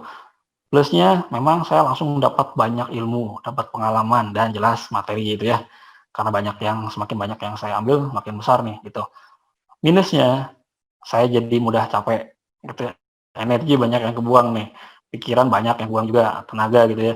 Terus apalagi materi ya, karena biasanya dulu transport apalagi nih kesana sini gitu ya, ketemu banyak orang, habis duluan di awal biasanya. Nah, itu kalau di bidang yang tipe yang ini gitu ya. Nah, kemudian setelah sekitar 4 tahun kemudian saya beralih ke sini sekarang, fokus ke satu bidang. Kenapa? Dengan fokus ke satu bidang, teman-teman bisa lebih mudah menetapkan goal teman-teman, mau ke mana, mau dibawa kemana nih kerjaannya gitu ya. Nah, dan yang paling terbaru sekarang nih, nah jujur gabungan tipe nih kalau saya. Jadi antara tipe yang pertama tadi yang satu yang fokus di satu bidang plus di yang freelance business owner. Itu kenapa? Karena ya saya sudah mulai memikirkannya untuk jangka panjang. Jadi teman-teman juga harus mulai dari sekarang mikirnya buat jangka panjang, buat nanti bikin aset dan sebagainya. Itu jangan cuman pikiran yang penting buat sekarang aja deh, nanti gimana nanti gitu. Jangan, tentuin dari sekarang gitu ya. Nah, untuk bikin aset memang kan butuh proses, apalagi gitu ya. Jadi sebisa mungkin, sedini mungkin teman-teman tentuin dulu dari sekarang. Ya, mau masuk tipe mana nih gitu ya. Mungkin itu materi sedikit dari saya. Barangkali ada voting dari host, silakan. Oke, jadi Mas Mauli, aku akan launch polling untuk teman-teman semua. Nah, aku harapkan teman-teman semua bisa isi votingnya. Nah, voting ini adalah sebuah pertanyaan yang terkait atau berhubungan dengan materi yang tadi Mas Mauli bawakan. Nah, untuk teman-teman semua, silahkan isi votingnya. Mungkin akan kita tunggu sekitar 1 menit, cukup ya, Mas? Boleh? Oke, kita tunggu sekitar 1 menit. Nah, untuk teman-teman semua jangan khawatir, jangan merasa takut untuk isi votingnya. Salah nggak apa-apa. Jadi nanti kalau misalkan ada kesalahan nanti bisa dijelaskan kembali oleh Mas Mauli. Nah, teman-teman juga jangan khawatir karena voting ini nggak akan berpengaruh sama nilai teman-teman di kelas Skill Academy. Jadi silakan isi votingnya ya teman-teman. Aku akan tunggu sekitar setengah menit lagi. Nah, ini baru sekitar 40% dari teman-teman yang isi. Nah, kita tunggu sebentar lagi. Ada berapa orang sekarang? Hari ini yang regi sekitar 900, cuman yang hadir hari ini 672 orang. Ya, cuman segitu. Nah, sekarang baru, oke, udah 1 menit, sekitar 60% dari teman-teman sudah isi, Mas Mauli, cukup? Cukup. Oke, akan aku share ya hasil polling dari teman-teman. Oke, ini Mas Mauli. Silakan. Oke, siap. Nah, oke, saya bahas sedikit ya. Nah, teman-teman. Nah, di sini mungkin pertanyaannya agak sedikit menjebak nih. Kalau yang kurang teliti mungkin tadi di yang bagian yang saya tegasin tadi ya ada 2 tipe yang mirip. Mungkin salah jawabnya nih. Nah, di sini pertanyaannya cuma membahas tentang part-time sekaligus tanpa menyinggung part-time-nya tuh buat diri sendiri ya khususnya gitu ya. Jadi bukan masuk ke entrepreneur nih. Nah, jadi memang lebih tepatnya untuk pertanyaan ini adalah mengacu ke nomor 2, Moonlighter ya. Jadi dia kerja part-time-nya untuk perusahaan orang lain gitu ya. Lebih tepatnya ke yang nomor 2 nih sekali lagi. Oke. Mungkin itu. Host, saya lanjut lagi ya. Oke, silakan Mas Mauli dilanjutkan kembali. Oke, saya lanjutin dulu ya, sedikit lagi teman-teman nih. Nah, sekarang sebelum teman-teman dapat jobnya nih dan berhubungan sama klien teman-teman ya, ada baiknya teman-teman kenal dulu sama diri sendiri dong, jelas ya. Seperti apa sih teman-teman, seperti apa sih kepribadian teman-teman gitu ya. Itu biar lebih memudahkan nantinya berhubungan sama orang lain gitu ya. Nah, di sini ada contoh kecil tes kepribadian dari Holland's Code. Nah, di sini lebih dikenal dengan Holland's Code ya, penemunya John Hollands dan biasa dipakai di psikolog ya biasanya. Nah, kalau teman-teman pengen dapat rincian yang lebih detail, boleh teman-teman silakan datang ke biro psikolog terdekat di kota teman-teman. Nah, ini hanya sebagai gambaran kasar saja ya. Nah, karena apa? Karena di dalam diri setiap orang biasanya memang memiliki lebih dari satu kepribadian. Tapi ada satu yang paling menonjol biasanya dari beberapa itu. Ada yang punyanya 2, 3, bahkan lebih dari 3 gitu ya. Tapi ada satu biasanya yang paling menonjol. Nah, itu perlu teman-teman tahu nih ya. Saya bahas satu-satu ya. Yang pertama, tipe realistik. Jadi dia kalau dalam bekerja nih ya, biasanya lebih mengandalkan peralatan atau device gitu ya. Jadi butuh alat gitu ya. Misalkan dia butuh komputer nih, butuh printer, butuh alat tulis, butuh buku misalkan meja, kursi dan sebagainya lah. Nah, ini biasanya memang lebih cocok di dalam ruangan kerjanya gitu. Ya, jadi merasa nyaman dan aman di dalam ruangan tanpa harus ketemu orang banyak, tanpa harus repot keluar dan sebagainya gitu ya. Nah, ini lebih cocok di dalam ruangan kantoran maksudnya ya. Gitu. Dan pelakunya disebut doers. Doers bukan doer ya. Bukan bibir doer nih ya, doers sekali lagi ya. Oke, yang kedua, investigatif. Jadi tipe ini adalah tipe orang yang pengamat. Jadi pemikir, segala sesuatu dipikirkan matang-matang sebelum diambil keputusannya biasanya. Itu bisa dibilang juga sebagai problem solver ya, pemecah masalah gitu ya. Dan karena lebih sering menggunakan otaknya dibandingkan fisiknya, biasanya lebih cocok di bidang akademis nih. Itu jadi guru, jadi dosen, jadi instruktur misalkan gitu ya. Jadi benar-benar yang berhubungan dengan otak mainnya. Gitu. Nah yang berikutnya, oh, mohon maaf nih ada yang kelewat ya. Jadi ada satu poin yang kelewat nih tipenya. Nah, sebelum sosial itu ada tipe artistik atau kreator. Artistik ini bisa dibilang orang yang jiwa seninya itu tinggi, biasanya imajinasinya tinggi, daya kreatifnya tinggi gitu ya. Jadi dia lebih suka sesuatu yang dinamis, lebih suka kebebasan gitu, nggak mau terikat, nggak suka dengan hal yang monoton gitu ya. Jadi orang-orang ini biasanya lebih suka sesuatu yang selalu berubah gitu ya, karena dia lebih suka menciptakan buat orang lain gitu ya, mencipta sesuatu buat orang lain gitu ya. Jadi seniman nih biasanya kayak gini. Nah, kemudian yang berikutnya adalah sosial. Sosial ini biasa orang-orang yang tipe seperti ini, mereka lebih suka ngebantu orang lain ya, jelas, dibandingkan sekedar nominal. Jadi nominal itu di nomor sekian lah, jadi nggak penting buat mereka gitu. Jadi yang penting mereka bisa berkontribusi dengan tenaganya, dengan pikirannya untuk membantu orang lain, misalkan gitu ya. Jadi lebih cocok kerjanya outdoor atau yang ketemu dengan orang banyak langsung gitu ya, sosialisasi gitu ya, lebih cocok seperti itu. Kemudian yang berikutnya enterprising. Jadi orang-orang seperti ini adalah orang-orang yang persuasif. Jadi cara pendekatan sama orang lainnya itu pinter banget gitu. Jadi cara dia mengungkapkan sesuatu ke orang lain itu dengan mudah bisa diterima sama orang lain gitu. Mempengaruhi orang lain maksudnya ya. Jadi mempengaruhi orang lain itu dengan mudah, gampang banget gitu. Cocok nih di bisnis, misalkan ngejual sesuatu, misalkan deh, kok kayaknya gampang banget dia yang ngejual gitu ya. Nah ini berarti dia pinter cara mengungkapkan kataannya ke orang lain gitu. Jadi gampang tertarik orang gitu ya. Cocok di bisnis, di politik, di organisasi juga nih cocok nih, negosiator ya bisa bilang ya. Nah, berikutnya adalah konvensional. Jadi orang-orang seperti ini biasanya orang-orang yang tertata gitu ya, terplanning, segala sesuatunya itu direncanakan dulu biasanya di awal. Direncanakan matang-matang apa yang harus dilakukan pertama, yang kedua apa, yang ketiga apa, benar-benar terplanning. Dan kalau ternyata seandainya di luar dari planning tiba-tiba ada hal yang mendadak, mereka paling nggak suka dan nggak siap biasanya gitu. Nah, paling nggak suka dengan sesuatu yang dadakan gitu, harus terplanning semua. Nah, dan juga nggak suka dengan hal yang misalkan berantakan, kamar berantakan misalkan, paling nggak nyaman lah pokoknya, pengennya cepat dibersihin atau dibersihin gitu ya. Atau kemudian tersusun rapi gitu, buku pun disusun tertata 1, 2, 3 dan seterusnya, rapi banget pokoknya. Ini orang-orang seperti ini nih gitu ya. Nah, sekarang contoh dari gabungan tipe nih ceritanya. Misalkan ada satu orang tipenya itu ada investigatif, konvensional, dan realistik. Berarti dia lebih cocok untuk kerjanya sebagai kerja kantoran, indoor nih gitu ya, di balik meja nih, belakang meja nih gitu, lebih cocok. Nah, kemudian tipe yang kedua itu gabungan antara artistik, enterprising, dan sosial. Lebih cocok itu kerja outdoor, bukan indoor. Jadi langsung ketemu dengan banyak orang nih, bersosialisasi dengan banyak orang gitu ya. Contoh kayak kameramen, fotografer, reporter, dan lainnya lah gitu ya. Pokoknya keluar ruangan ya, outdoor. Kemudian yang ketiga, gabungan antara sosial, investigatif, dan enterprising. Nah, ini biasanya memang lebih condong karena pakai otak ya.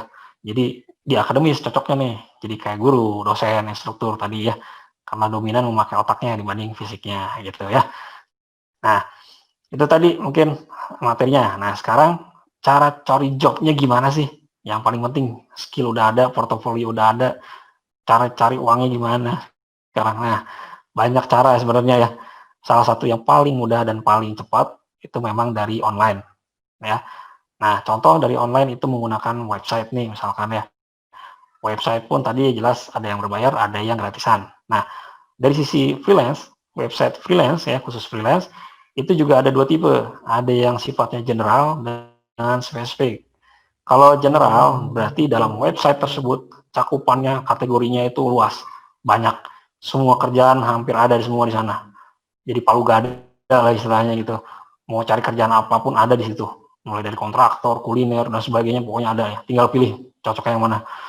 Nah, kalau teman-teman dapat jobnya dari luar negeri, jelas bayarnya dolar ya, bukan rupiah. Dolar, misalkan teman-teman dapat kerjaan dari US nih, Amerika. Terus beres nih kerjaannya udah. Nah, cara dapat uang gimana? Mau nggak mau teman-teman harus punya rekening. Kalau di sini mungkin rekening bersama gitu ya. Nah, salah satu yang paling sering dipakai itu adalah PayPal. Jadi mungkin ada yang udah pernah nih, ada yang udah punya nih PayPal. Nah, PayPal bisa dipakai buat transaksi internasional ya. Jadi nanti saat teman-teman sudah dapat job dari luar negeri, udah beres, uangnya ditransfer dulu ke PayPal dari pihak sana gitu ya. Baru teman-teman bisa withdraw, tarik uangnya ke rekening teman-teman di Indonesia gitu ya. Dengan cost yang berbeda tentunya setiap bank ya. Nah, itu PayPal. Jadi nomor rekeningnya itu adalah email teman-teman ya. Dipakai alamat email ya khusus gitu. Jadi buat khusus email buat PayPal aja gitu. Nah, itu kalau PayPal. Kalau mainnya udah sampai ke luar negeri nih jobnya ya. Nah, ada juga yang dari lokal. Kalau lokal jelas saya nggak perlu PayPal ya, langsung aja rekening masing-masing di Indonesia gitu ya. Nah, sekarang ada tipe yang spesifik, website yang spesifik. Website spesifik berarti dia hanya memuat satu kategori yang sama, gitu ya.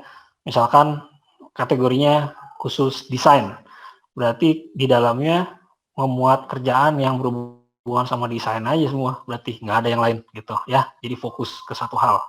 Nah, dari sekian banyak website, jujur memang salah satu yang paling sering saya kunjungin dan ikutin itu adalah di seribu.com nih. Barangkali ada yang udah pernah atau barangkali ada yang belum nih. Barangkali bisa jadi sumber acuan juga nih nanti ya. Dicoba aja. Di sini teman-teman bisa pasang portofolio sekaligus menjualnya ya. Nanti ada klien yang lihat portofolio teman-teman dan tertarik bisa langsung order nih gitu. Kemudian selain itu teman-teman juga bisa ikut kontes di sini. Kontesnya di sini nilainya besar semua, nggak ada yang recehan, nggak ada yang ratusan ribu gitu ya. Jadi semuanya jutaan, apalagi ada yang sampai puluhan juta pernah nih, tergantung kliennya ya yang ngasih jobnya. Nah memang kalau kontes agak berat, kenapa? Saingan kita itu para senior biasanya, yang jam terbangnya udah tinggi semua biasanya, tapi jangan jadi minder, biasa aja, anggap aja mereka masih biasa gitu ya. Yang penting niatnya tadi, belajar dulu aja, jangan karena duitnya. Kalau karena duitnya tadi takutnya malah jadi stres, beban ternyata gitu ya. Itu mungkin sekilas dari saya, barangkali bisa jadi referensi nantinya ya. Mungkin berikutnya ada sesi tanya jawab dari host, mungkin ada yang bertanya mungkin. Silakan Oke. host. Iya, Mas Mauli mungkin kita akan batasi pertanyaannya 3 Boleh, sampai 4 pertanyaan aja cukup ya, boleh, boleh. karena Ya, waktunya yang terbatas. Nah, semoga jawaban dari Mas Mauli bisa mewakilkan jawaban pertanyaan teman-teman semua. Nah, salah satunya ada pertanyaan dari Mas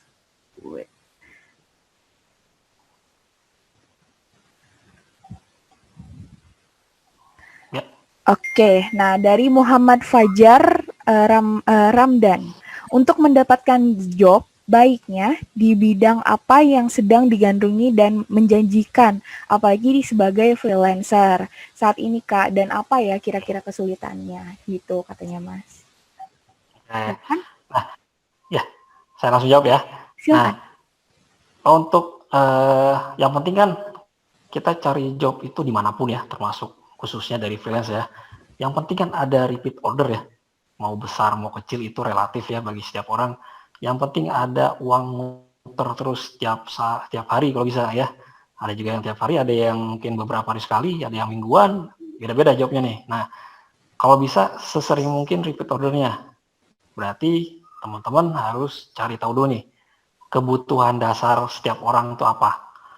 Yang benar-benar dibutuhin semua orang itu apa. Ya, karena kita buka jasa kan untuk memenuhi kebutuhan orang dong, ya, bukan buat kita sendiri dong. Buat ngapain kalau buat sendiri-sendiri kita jualan, kita nggak dibutuhin sama orang gitu. Jadi penuhi dulu kebutuhan orang. Nah, kebutuhan primer ya berarti kebutuhan yang paling mendesak itu biasanya yang pasti dikejar sama orang, jelas dong ya. Kebutuhan dasar orang tuh apa sih sebenarnya? Selain bernapas ya, bernapas itu yang pertama. Yang kedua apa sih? Makanan minum dong, jelas ya.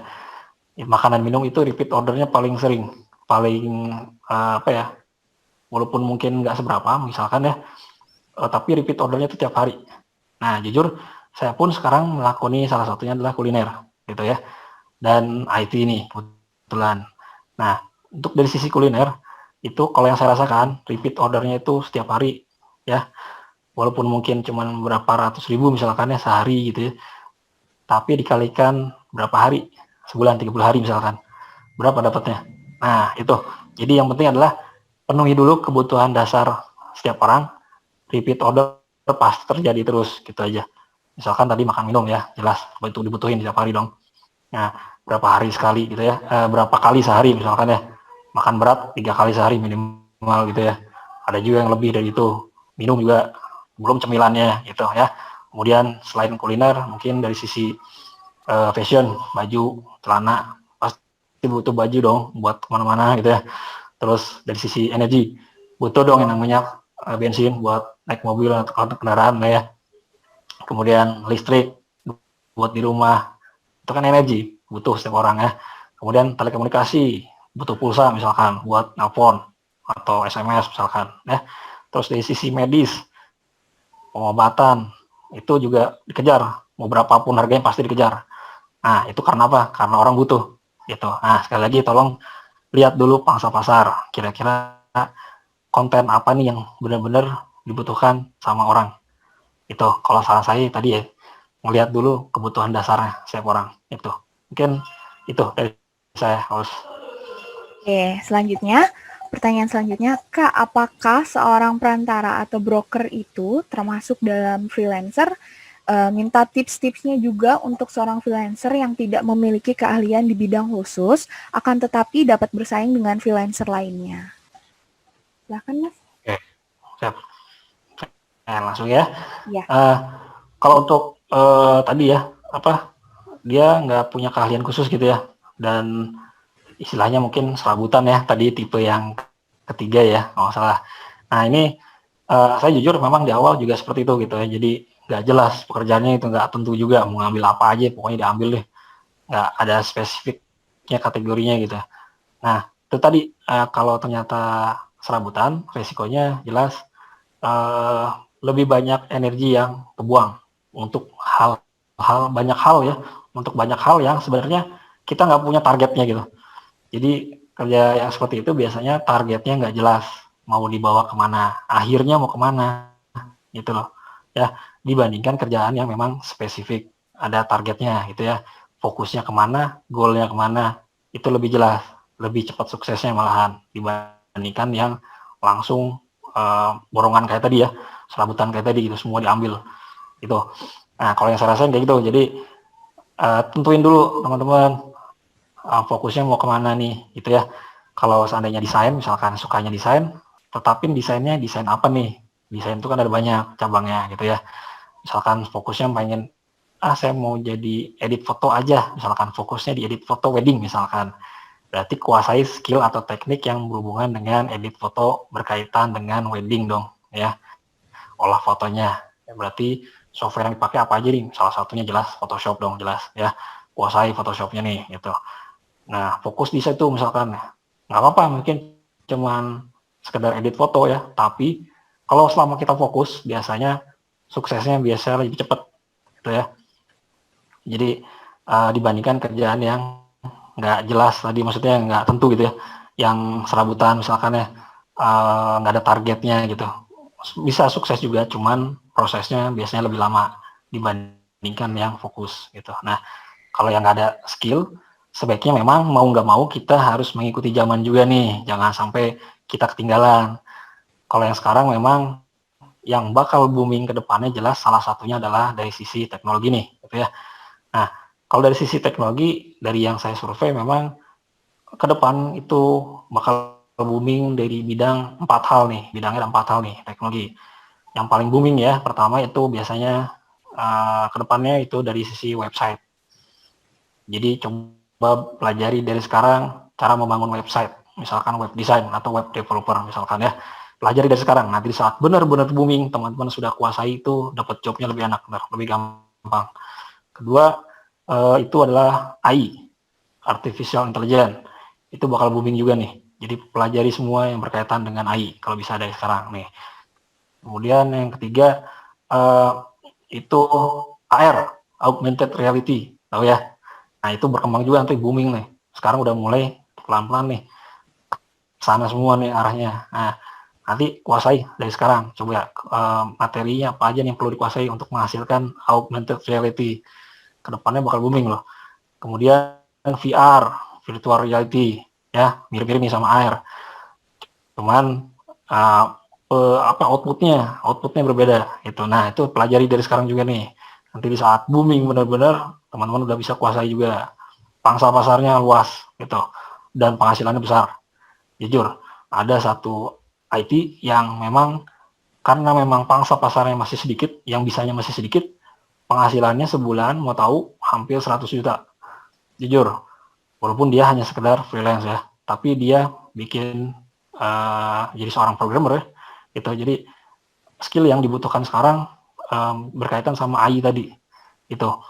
Jadi ada kenalan juga nih, gitu ya, pengalaman. Sebulan dia gajinya karena dia bidangnya ya masih banyak belum orang kuasai gitu ya. Jadi harganya mahal gitu dibayarnya. Jadi sebulan itu bisa sampai hampir segitu, hampir 100 juta nih. Itu di Jakarta kalau salah. Nah, itu salah satu kenalan saya. Jadi kayak gitu, kalau bisa kuasai yang bakal booming nantinya, tolong kuasai dari sekarang, pelajari dari sekarang. Itu mungkin saran saya ya. Itu mungkin ya, Kos, silakan barangkali ada masukan, ada pertanyaan lagi. Oke, pertanyaan selanjutnya ya, Mas Mauli.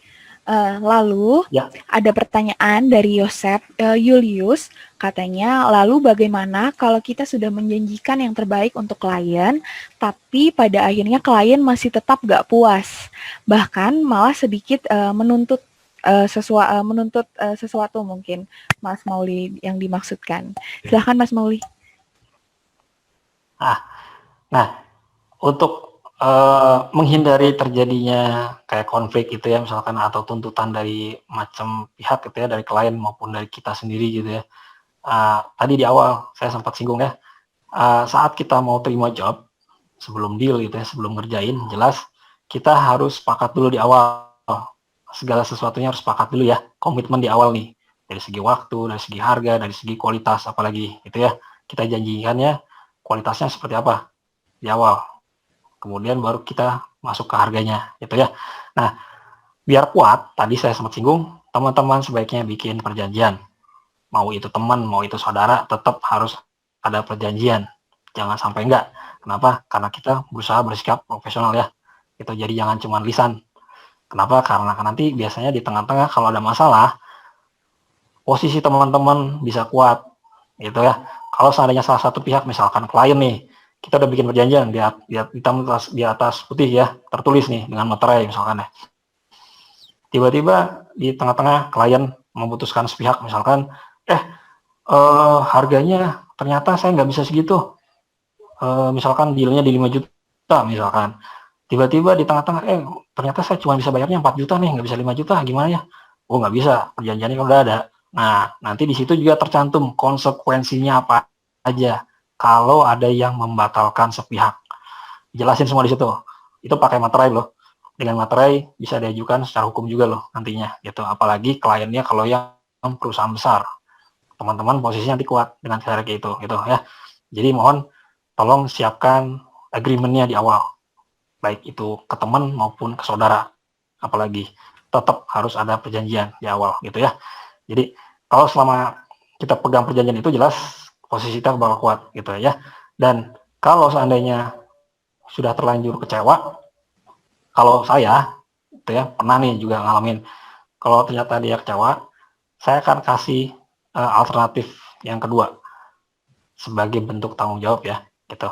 Jadi saya akan tawarkan untuk berikutnya, Bapak atau Ibu nih, saya akan tawarkan jasa saya tanpa perlu Ibu bayar atau Bapak bayar. Saya kerjain. Gitu. Free maksudnya. Bentuknya sebagai bentuk tanggung jawab tadi gitu ya. Kalau seandainya dia merasa kurang puas gitu. Sama halnya kayak ke teman-teman beli kue ke toko kue, tiba-tiba pas pulang dibuka baru tahu, oh kok udah jamuran. Tindakan teman-teman apa? Pasti kalau selama toko itu bisa dikunjungi sama teman-teman ya, bukan di luar kota ya, masih dalam satu kota yang sama misalkan, gampang dijangkau, pasti teman-teman pasti datang lagi ke tokonya dong, bawa lagi kuenya dong ya. Mbak, Bu, ini kuenya kok udah jamuran. Nah, pasti kalau toko yang ngerti pasti bakal bertanggung jawab gitu ya. Oh maaf, misalkan nanti kita ganti dengan yang baru. Resikonya berarti toko itu yang kehilangan satu produk dong, loss satu produk dong gitu ya. Itu. Tapi nggak apa-apa, itu sebagai bentuk tanggung jawab. Jadi biar apa? Biar pelanggan puas. Gitu. Kalau puas balik lagi nanti. Gitu gitu ya. Jadi itu mungkin dari sisi pengorbanannya ya, kalau mau nggak mau ya salah satu caranya seperti itu kalau saran saya gitu ya. Mungkin itu barangkali harus. Oke, Mas Mauli mungkin pertanyaannya kita cukup. Semoga tadi pertanyaan dari teman-teman bisa terjawab semua oleh Mas Mauli. Semoga soalnya pertanyaan yang masuk lumayan banyak. Jadi mungkin teman-teman kita nggak bisa untuk jawab semua pertanyaannya karena keterbatasan waktu juga. Nah, setelah ini aku akan memberikan informasi untuk teman-teman semua. Mas Mauli, aku boleh minta dibantu untuk ke slide selanjutnya. Oke, nah untuk teman-teman semua ada rekomendasi kelas untuk teman-teman semua yang masih berkaitan dengan kelas teman-teman sebelumnya. Kalau kalau teman-teman semua bingung untuk mengambil kelas mana lagi yang mumpuni atau bisa membawa berimpact baik untuk teman-teman semua, ini ada 3 rekomendasi kelas untuk teman-teman semua. Yang pertama adalah menghasilkan uang dengan menjadi pekerja lepas freelancer atau merancang keuangan untuk pekerja harian lepas, dan yang terakhir dasar korespondensi, menulis email, chat, hingga laporan.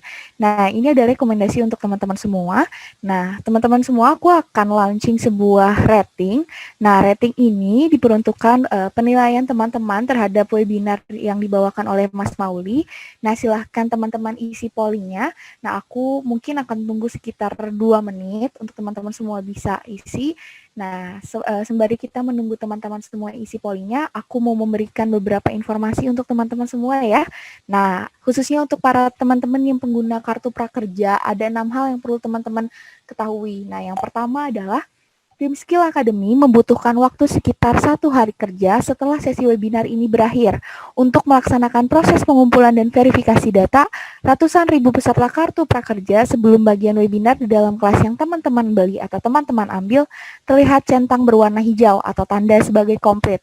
Nah, yang kedua, teman-teman harus menyelesaikan exam atau ujian akhir kelas sebelum teman-teman mendapatkan Certificate of Excellence di sertifikat kelulusan kelas di kelas Skill Academy. Nah, yang ketiga, setelah itu teman-teman juga harus memberikan 2 kali rating dan ulasan terhadap kelas tersebut di Skill Academy dan di Mitra Digital Platform pembelian kelas Anda seperti Tokopedia dan Bukalapak. Nah, yang keempat, setelah langkah pertama hingga ketiga sudah tercapai, tim Skill Academy akan mengirimkan data sertifikat teman-teman ke tempat pembelian kelas tersebut. Contohnya, seperti Mitra Digital Platform, Kartu Prakerja, Tokopedia, dan Bukalapak. Nah, yang kelima, tim Mitra Digital Platform, contohnya Tokopedia dan Bukalapak, butuh waktu ya teman-teman untuk koordinasi bersama manajemen pelaksana kartu prakerja sebelum sertifikat teman-teman semua muncul di dashboard prakerja. Kalau masih ada isu atau kendala, silahkan teman-teman cek ke info@prakerja.co.id atau teman-teman bisa langsung ke bagian bantuan di aplikasi atau website Mitra Digital Platform seperti Tokopedia dan Bukalapak. Dan yang terakhir atau yang keenam, teman-teman, untuk semuanya jangan lupa ya untuk memberikan 5 bintang di aplikasi Skill Academy di Google Play Store. Nah, itu aja Mas Mauli yang mau aku sampaikan. Mungkin Mas Mauli ada hal terakhir yang disampaikan untuk teman-teman semua. Iya, mungkin untuk teman-teman semua, saya ucapkan terima kasih banyak nih atas waktunya ya, udah mau meluangkan waktunya buat belajar bareng nih, sharing-sharing bareng ya. Dan mohon maaf juga kalau misalkan mungkin masih banyak kekurangan dari pihak saya nih gitu ya. Mudah-mudahan kedepannya bisa lebih baik lagi untuk teman-teman nih. Dan mudah-mudahan materinya bisa bermanfaat buat teman-teman semua ya. Jadi tahu kapan dan di mana dan harus ngapainnya gitu ya. Mungkin host silakan. Oke, untuk teman-teman semua, aku akan masih tunggu sekitar 30 detik lagi biar teman-teman bisa isi votingnya. Nah, untuk teman-teman semua yang hadir di sore ini, terima kasih atas webinarnya Mas Mauli, terima kasih untuk teman-teman yang sudah hadir juga. Semoga materi yang dibawakan oleh Mas Mauli bisa berimpact baik untuk teman-teman semua. Dan kata terakhir dari aku, terima kasih dan selamat sore semuanya. Selamat sore, dadah.